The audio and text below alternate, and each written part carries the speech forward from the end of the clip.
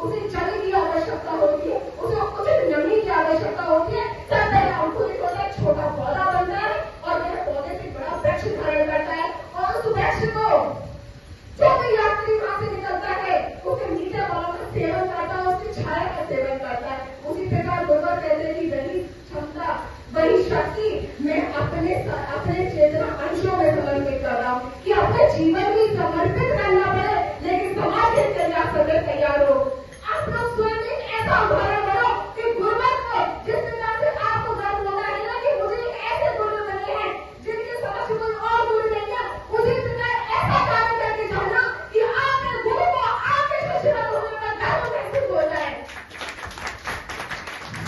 आज युवा सबसे ज्यादा भटकावे युवा पीढ़ी के अंदर आ रहा है। कुछ और नहीं करना। गुरुवर ने कहा है कि आपके दुख दर्द को कोई और दूर नहीं कर सकता, केवल मां की साधना आराधना ही है जो आपके दुख दर्द को दूर कर सकती है। नित्य प्रतिदिन मां का स्मरण करो, योग ध्यान साधना को अपने जीवन से जोड़ लो, क्योंकि गुरुवर ने कहा है कि आने वाला समय बहुत ही विषम परिस्थितियों से भरा हुआ है, जिसका मार्ग सिर्फ मां के चरणों में आपको मार्ग उसका मिलेगा। क्योंकि जब भी कोई समस्या आती, विपत्ति आती है, आप जहाँ कभी आंख बंद करके ध्यान करते हैं, अपने ईश्वर का स्मरण करते हैं, तो आपको शांति का अनुभव होती है।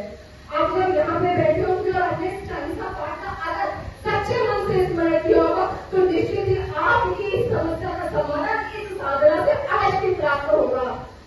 यह साधना यहाँ पे माँ और गुरुवर की उपस्थिति सूक्ष्म रूप से होती है, इसलिए कहा भी जाता है कि मंच को स्पर्श ना करा करें, क्योंकि यहाँ पे माँ और गुरुवर आपको मर्यादा की साधन की छवि है। क्या है? सिर्फ माँ बैठी, गुरुवर बैठी है। चमत्कार देखना तो देखिए, गुरुवर जिस स्थान पर बैठे हो, अगर आप यहाँ पे बैठे तो ऐसा लग रहा है गुरुवर आप भी आने वाले, पीछे बैठे हो तो ऐसा लग रहा है गुरुवर आपको देख रहे हैं, इस प्यारे में बैठे हो तब भी।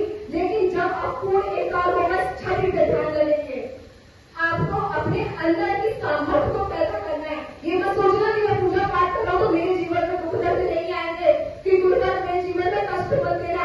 गुरुवर कहते हैं कि मेरा वास्तविक सच्चा दृश्य वही है, चाहे जितनी भी विषम परिस्थिति आ जाए, हे गुरुवर, हे माँ, अपनी कृपा बनाए रखना और इस दुख दर्द से निकलने की मुझे शक्ति प्रदान करना, तभी आप वास्तविक रूप से उठाना महसूस कर सकेंगे, स्वयं अपने लिए और अपनी आने वाली पीढ़ी के लिए।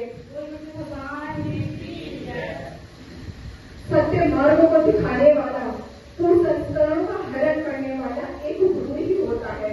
लेकिन गुरु कैसा? एक चेतनावान गुरु, जिसने स्वयं माता आदि शक्ति जगत जननी जगदम्बा के दर्शन प्राप्त करे हैं, जिसने एक बार नहीं करोड़ों बार मां के दर्शन प्राप्त करे हैं। और इस भूतल पर अगर कोई भी व्यक्ति हो तो मेरी साधनात्मक चेतना का अगर सामर्थ का अगर पालन करके दिखा देता तो मैं अपने सर काट को उसके चरणों में समर्पित कर दूंगा। लेकिन कोई भी अभी तक ऐसा नहीं है। विज्ञान को भी चुनौती दी है, अगर विज्ञान में भी क्षमता हो तो मेरे शरीर का आकलन करके देख रहे हैं।